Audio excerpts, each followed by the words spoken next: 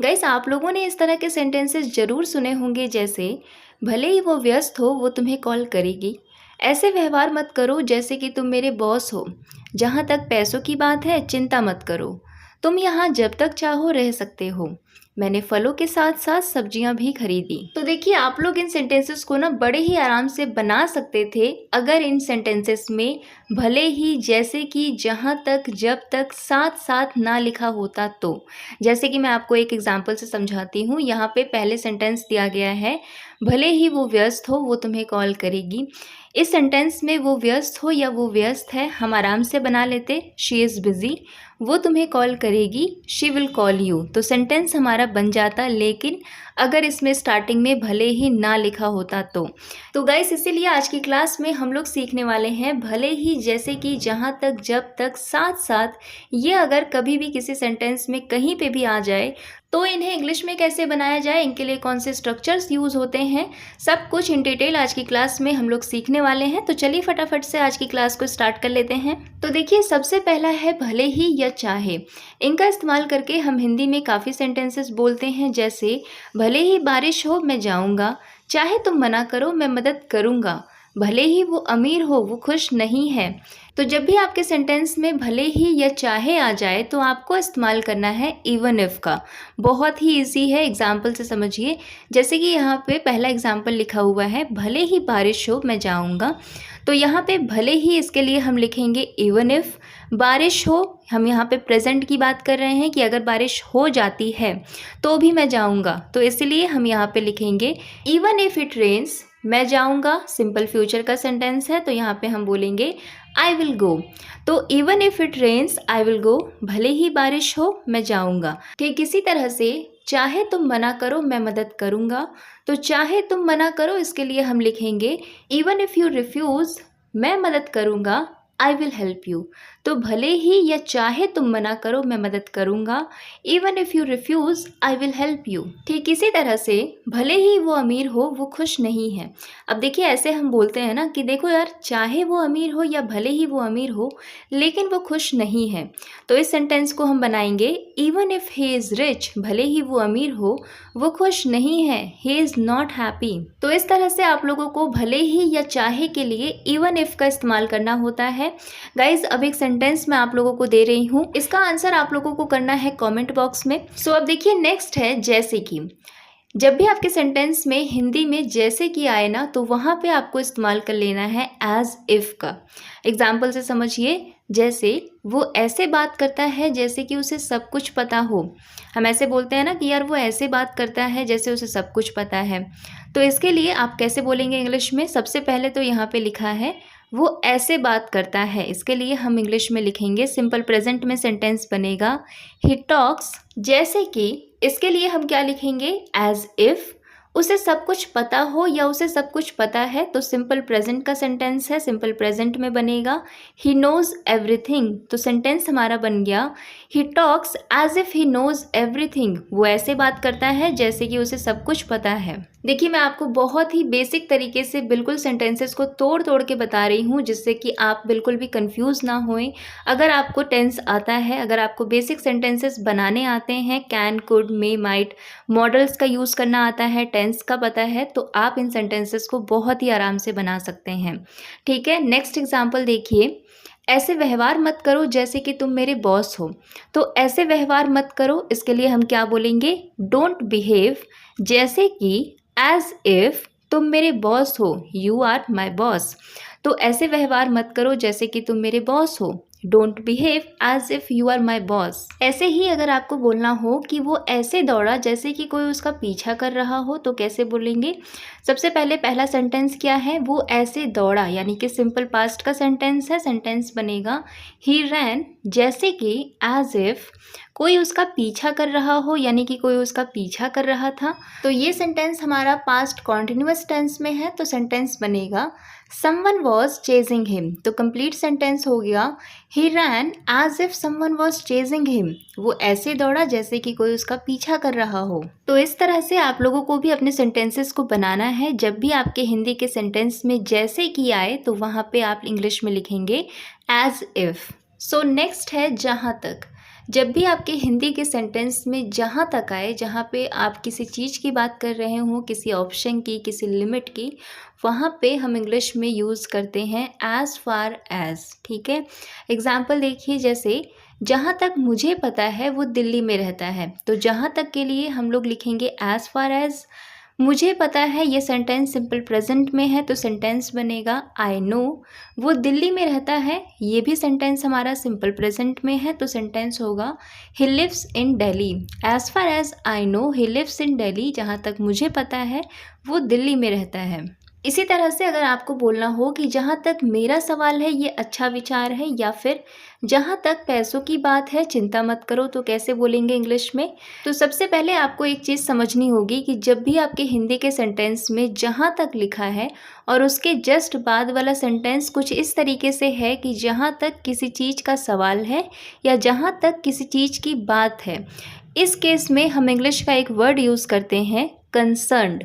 जैसे कि अगर आपको बोलना हो कि जहाँ तक मेरा सवाल है, तो आप बोलेंगे as far as I am concerned, या फिर जहाँ तक पैसों की बात है या फिर जहाँ तक पैसों का सवाल है, तो उसके लिए हम लिखेंगे as far as money is concerned. इसी तरह से अगर आपको बोलना हो जहाँ तक हमारी बात है, as far as we are concerned, जहाँ तक उसकी बात है as far as she is concerned. इस तरीके से हम अपने सेंटेंसेस को बनाते हैं एज फार एज के साथ। जब भी सेंटेंस में ऐसा लिखा होता है कि किसी चीज़ की बात है या किसी चीज़ का सवाल है। आई होप ये कॉन्सेप्ट आप लोगों को समझ में आ गया होगा। तो पहला सेंटेंस तो हम लोग बना ही चुके हैं दोनों एग्जाम्पल्स में। अब इसके बाद वाला जो सेंटेंस है ये अच्छा विचार है, तो इसकी इंग्लिश क्या होगी? It's a good idea. So जहाँ तक मेरा सवाल है या जहाँ तक मेरी बात है ये अच्छा विचार है। As far as I am concerned it's a good idea. इसी तरह से जहाँ तक पैसों की बात है या जहाँ तक पैसों का सवाल है चिंता मत करो। As far as money is concerned don't worry. तो इस तरह से हम लोग एज फार एज के साथ अपने सेंटेंसेस को बनाते हैं। आई होप ये कॉन्सेप्ट भी आप लोगों को क्लियर हो गया होगा। अब चलिए देखते हैं नेक्स्ट। सो देखिए, नेक्स्ट है जब तक या फिर बशर्ते की। जब तक का मतलब क्या है यहाँ पे जब तक का हमारा मतलब है जितनी देर तक, यानी कि जब तक से हमारा मतलब है टाइम से, और बशर्ते की का यहाँ पे मतलब है कंडीशन से। देखिए, हम ऐसा बोलते हैं ना कि मैं तुमसे बात करूँगा, बस शर्त इतनी है कि तुम मुझे सच बताओ। तो जब भी आप कंडीशन रखते हैं वहाँ पे हम हिंदी में वर्ड यूज़ करते हैं बशर्ते की। तो जब आपको ये दोनों शब्द दिख जाएं अपने हिंदी के सेंटेंस में, तो वहाँ पे आपको इंग्लिश में यूज़ करना है as long as. As long as का यूज़ हम लोग दो केसेस में करते हैं। पहला तो टाइम के केस में, यानी कि जिसका हिंदी मतलब निकलता है जब तक, और दूसरा उसका यूज़ हम लोग करते हैं कंडीशन के केस में, जिसका हिंदी मतलब निकलता है बशर्ते की। एग्जाम्पल से समझिए, मैं तुम्हारी मदद करूँगा बशर्ते कि तुम सच बताओ। तो यहाँ पे मैं तुम्हारी मदद करूँगा सिंपल फ्यूचर का सेंटेंस है। सेंटेंस होगा आई विल हेल्प यू, यानी कि आई विल हेल्प यू। मैंने यहाँ पे आई विल की कॉन्ट्रैक्टेड फॉर्म आई का यूज़ किया है, तो ध्यान रखिएगा। इसका मतलब है आई विल हेल्प यू, मैं तुम्हारी मदद करूँगा बशर्ते कि, यानी कि हम यहाँ पे कंडीशन की बात कर रहे हैं। तो यहाँ पे हम क्या लिखेंगे? एज लॉन्ग एज तुम सच बताओ। तो तुम सच किसे बताओगे? मुझे बताओगे ना। तो सेंटेंस यहाँ पे बनेगा टेल मी द ट्रुथ। ठीक है, तो सेंटेंस हो गया मैं तुम्हारी मदद करूँगा बशर्ते कि तुम सच बताओ। I will help you as long as you tell me the truth. ठीक इसी तरह से तुम बाहर जा सकते हो बशर्ते कि तुम अपना होमवर्क पूरा कर लो। तो तुम बाहर जा सकते हो, इसके लिए हम कैन मॉडल का यूज़ करेंगे। सेंटेंस बनेगा यू कैन गो आउट बशर्ते कि एज लॉन्ग एज तुम अपना होमवर्क पूरा कर लो, यू फिनिश योर होमवर्क।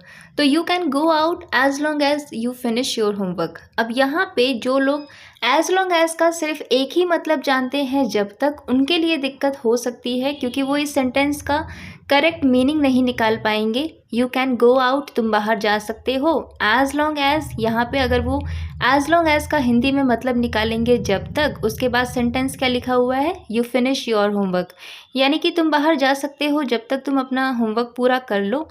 ये तो कोई सेंस नहीं निकल रहा है ना, इसीलिए मैंने आपको कहा कि एज लॉन्ग एज के दो मतलब होते हैं, यानी कि इसका यूज़ हम लोग दो केसेस में करते हैं। पहला, हम टाइम बताने के लिए करते हैं, जहाँ पे इसका मतलब हिंदी में निकलता है जब तक या जितनी देर। और दूसरा इसका यूज़ हम करते हैं कंडीशन बताने के लिए, जिसका हिंदी में मतलब निकलता है बशर्ते की।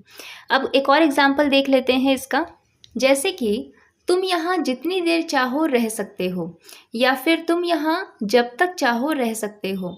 सबसे पहले इस सेंटेंस को बनाने से पहले मैं आप लोगों को बोलना चाहूँगी कि अभी आई एम श्योर आप लोग थोड़ा सा कंफ्यूज हो रहे होंगे कि सेंटेंस कैसे बनेगा। लेकिन एक चीज़ समझिए, अगर इस सेंटेंस में से मैं जितनी देर या जब तक अगर मैं हटा दूँ तो सेंटेंस क्या बचेगा, तुम यहाँ रह सकते हो। इसके लिए हम सिंपली कैसे बोलते हैं, यू कैन स्टे हियर। तो आपने एक सेंटेंस कंप्लीट कर लिया। अब क्या बचा है सेंटेंस में, जितनी देर चाहो या जब तक चाहो। तो इसके लिए हम लिखेंगे as long as you want. तो सेंटेंस आपका बन गया you can stay here as long as you want. या फिर इसी को हम उल्टा भी कर सकते हैं, as long as you want you can stay here. बस अगर एज लॉन्ग एज सेंटेंस के स्टार्टिंग में आ रहा है तो एज लॉन्ग एज के साथ वाला सेंटेंस जब खत्म होगा तो वहाँ पे कॉमा लगेगा और उसके बाद दूसरा सेंटेंस स्टार्ट होगा। ठीक है, तो इस तरीके से हम एज लॉन्ग एज का यूज़ करते हैं दो केसेस में। पहला टाइम बताने के लिए यानी जब तक या जितनी देर, और दूसरा कंडीशन बताने के लिए। अब देखिए नेक्स्ट है के साथ साथ। तो जब भी आपके हिंदी के सेंटेंस में के साथ साथ आए तो वहाँ पे आप इंग्लिश में यूज़ करेंगे एज वेल एज। इसका इस्तेमाल हम कब करते हैं, इसका इस्तेमाल हम तब करते हैं जब हमें दो चीज़ों को ऐड करने की ज़रूरत होती है। फॉर एग्ज़ाम्पल कोई एक चीज़ है ए और दूसरी चीज़ है बी, आपको ए और बी को दोनों को ऐड करके अपना कोई एक सेंटेंस बोलना है, तो वहाँ पे आप एज वेल एज का इस्तेमाल करेंगे।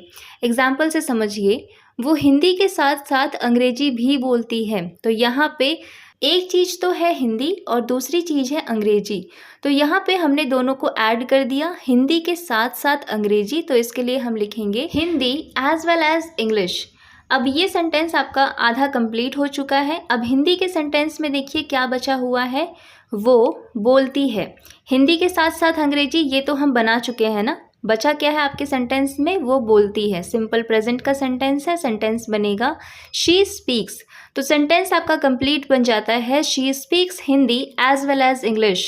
ठीक इसी तरह से वो क्रिकेट के साथ साथ फुटबॉल भी खेलता है। तो सबसे पहले हम हिंदी में जो सेंटेंस यहाँ पे लिखा गया है के साथ साथ, उसे कंप्लीट करेंगे। तो क्रिकेट के साथ साथ फुटबॉल, इसके लिए हम लिखेंगे cricket as well as football. अब बचा है सेंटेंस में वो खेलता है, सिंपल प्रेजेंट का सेंटेंस है, बन जाएगा he plays. So he plays cricket as well as football. एक और एग्जाम्पल, मैंने फलों के साथ साथ सब्जियां भी खरीदी। बहुत ही ज़्यादा इजी है क्योंकि जिस तरह से मैं आप लोगों को बता रही हूँ आप लोग अभी तक ये सेंटेंस बना चुके होंगे। देखिए फलों के साथ साथ सब्जियां, इसके लिए हम क्या लिखेंगे, fruits as well as vegetables. मैंने खरीदी, सिंपल पास्ट का सेंटेंस है I bought.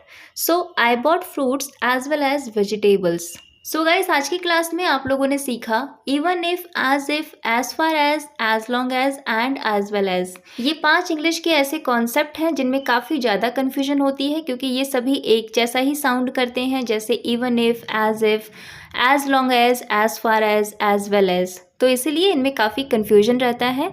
So I hope आज की क्लास में आप लोगों का सारा डाउट, सारा कन्फ्यूजन क्लियर हो गया होगा। अगर वीडियो पसंद आई हो तो लाइक कर दीजिएगा।